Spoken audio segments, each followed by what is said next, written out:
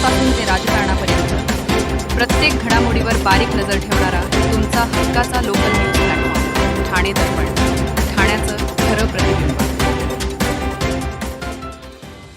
ठाणे जिल्हा सामान्य रुग्णालयाची इमारत पूर्ण होऊनही वीज जोडणी अभावी रुग्णालय सुरू होण्यास विलंब होत असल्याचे उघडकीस आले. या पार्श्वभूमीवर उपमुख्यमंत्री एकनाथ शिंदे यांनी आढावा बैठक घेतली. त्यात वीज जोडणीचे काम जलद गतीने पूर्ण करण्यासह वैद्यकीय उपकरणांची खरेदी व 1078 पदांची भरती प्रक्रिया वेगाने पूर्ण करण्याचे निर्देश दिलेत. 900 खाटांचे अत्याधुनिक ठाणे जिल्हा अतिविशेष उपचार रुग्णालय उभारण्यात येत आहे. या रुग्णालय इमारतीचे बांधकाम पूर्ण झाले असून अंतर्गत कामे शिल्लक आहेत. याच कामाचा आढावा उपमुख्यमंत्र्यांनी मंत्रालयात झालेल्या बैठकीत घेतला आहे. प्रकल्पाच्या प्रत्येक टप्प्यातील कामाची गती वाढवत असताना प्रशासकीय पातळीवर दिरंगाई खपवून घेतली जाणार नाही याची दक्षता घ्यावी, असा इशाराही त्यांनी संबंधित विभागाच्या वरिष्ठ अधिकाऱ्यांना दिला आहे. रुग्णालयाची इमारत पूर्ण झाली असून वीज जोडणी अभावी रुग्णालयाचे काम सुरू करता येत नसल्याचा मुद्दा यावेळी चर्चेत आला. शिवाय रुग्णालयाच्या इमारतीची नियमित व उच्च दर्जाची स्वच्छता, रुग्णालयात लागणाऱ्या अद्ययावत वैद्यकीय यंत्रसामुग्रीची तातडीने खरेदी तसेच काही दिवसांपूर्वी शासनाने मंजूर केलेली 1078 नवीन पदे वेळेत भरण्याची संपूर्ण प्रक्रिया गतिमान करावी असे निर्देशही त्यांनी दिलेत. हा प्रकल्प पूर्णत्वास आल्यानंतर ठाणे आणि पालघर जिल्ह्यातील लाखो सर्वसामान्य नागरिकांना उपचारासाठी अन्यत्र धाव घ्यावी लागणार नाही.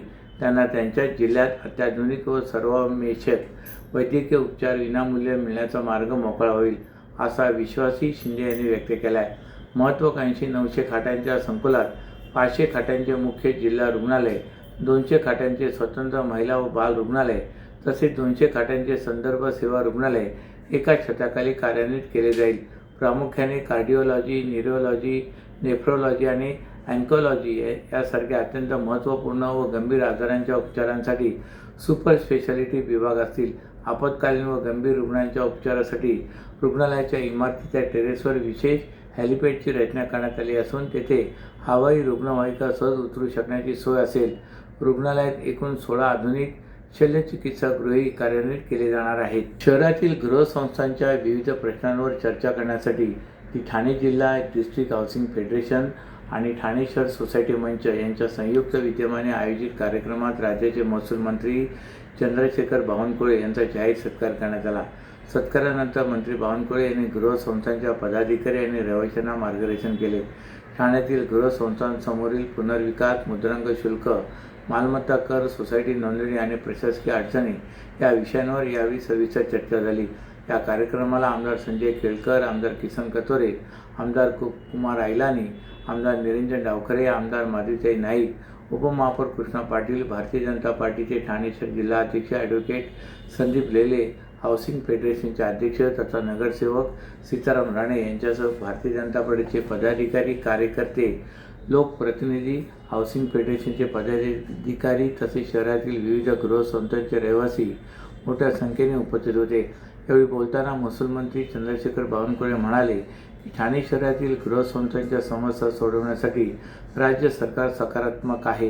पुनर्विकासाच्या प्रक्रियेत नागरिकांना त्रास होणार नाही याची काळजी घेतली जाईल. सोसायट्यांनी पारदर्शक आणि नियमबद्ध कारभार करावा. सरकार सर्वतोपरी सहकार्य करेल.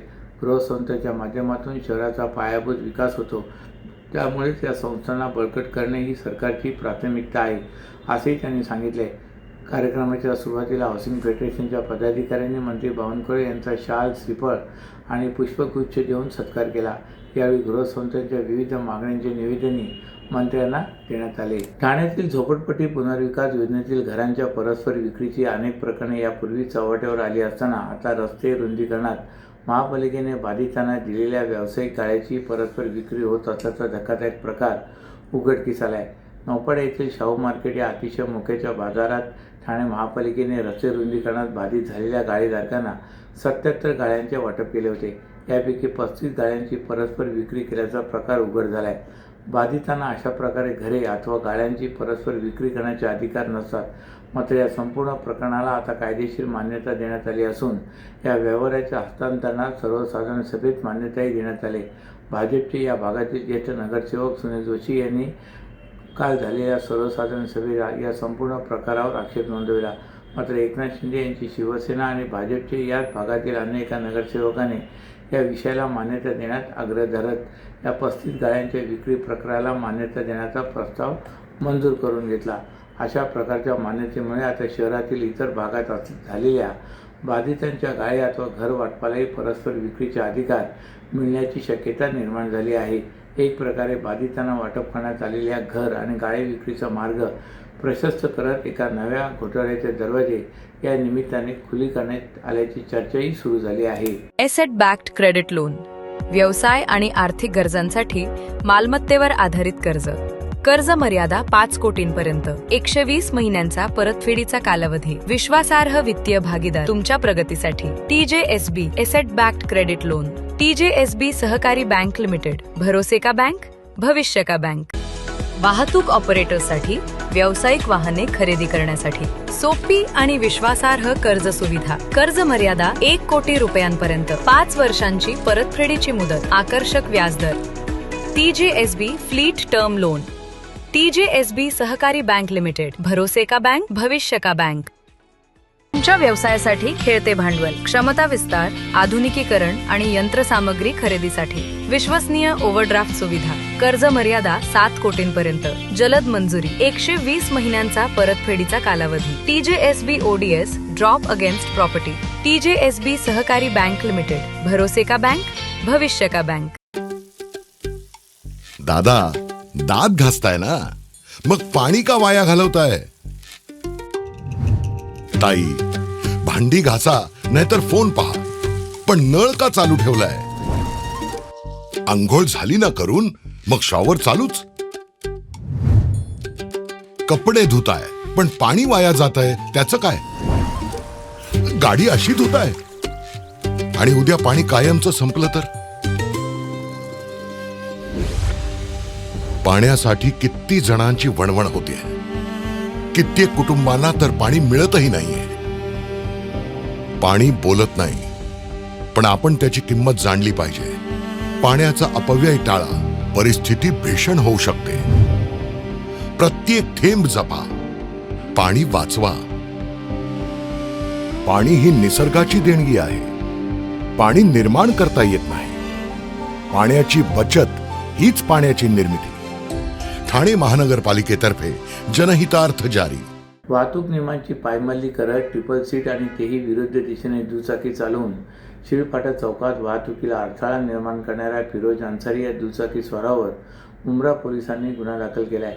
ठाणे वाहतूक शाखेचे पोलीस उपायुक्त पंकज शिरसाट यांच्या आदेशाने ही कारवाई केल्याची माहिती ठाणे शहर वाहतूक नियंत्रण विभागाने दिली आहे. मुंब्रा वाहतूक उपविभागातील पोलीस हवालदार सुनील उगल मुगले हे 28 जुलै रोजी रात्री 9:15 वाजण्याच्या सुमारास शिळफाटा चौक येथे वाहतूक निर्माण करीत होते.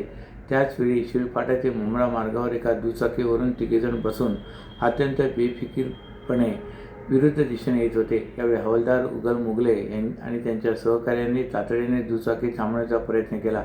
मात्र पोलिसांना पाहता दुचाकीवर मागे बसलेल्या दोघांनी त्यातून पळ काढला. पोलिसांनी दुचाकी चालकाला ताब्यात घेऊन चौकशी केली असता त्याने फिरोज अन्सारी असे आपले नाव सांगितले. पळून गेलेल्या साथीदारांची नावे लोणो आणि सोहेल असे त्याने कबूल केले. भर चौकात विरुद्ध दिशेने दुचाकी चालवल्यामुळे शिळफाटा चौकातील वाहतूक पूर्णपणे विस्कळीत झाली होती.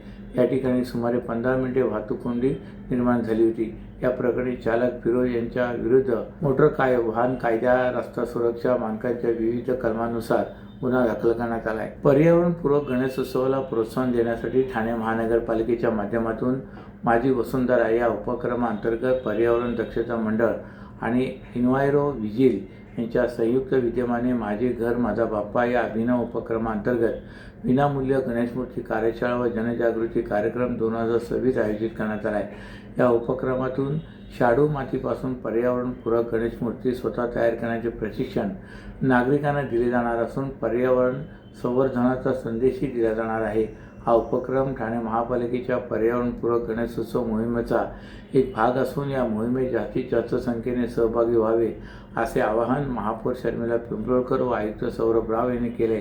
ही कार्यशाळा ऑगस्ट महिन्यातील प्रत्येक शनिवार व रविवारी आयोजित करण्यात येणार आहे. कार्यशाळा ही ठाणे महानगरपालिकेची शाळा क्रमांक 19-20 नौपाडा येथे असून सकाळी 10 ते दुपारी 1 आणि दुपारी 2 ते सायंकाळी 5 अशा 2 सत्रामध्ये हे प्रशिक्षण दिले जाणार आहे. कार्यशाळेत सहभागी होण्यासाठी नागरिकांनी नोंदणीसाठी देण्यात आलेला QR कोड स्कॅन करावा व सहभागी होताना 2 लहान आकाराचे कागद, जुने वृत्तपत्रे किंवा टिश्यू पेपर, मूर्ती कोरण्यासाठी कार्डबोर्ड किंवा कोणतेही हार्डबोर्ड 20 बाय 20 सेंटीमीटर आकाराचा एक पाट आणि एक वाटी सोबत आणावी. तसेच ठाणे महानगरपालिकेने सर्व नागरिक, विद्यार्थी, पालक आणि गणित भक्तांना या उपक्रमात मोठ्या संख्येने सहभागी होण्याचे आवाहन केले आहे. अशाच नव्या आणि ताज्या बातम्यांसाठी ठाणे दर्पणच्या पेजला लाईक करा आणि फॉलो करायला विसरू नका.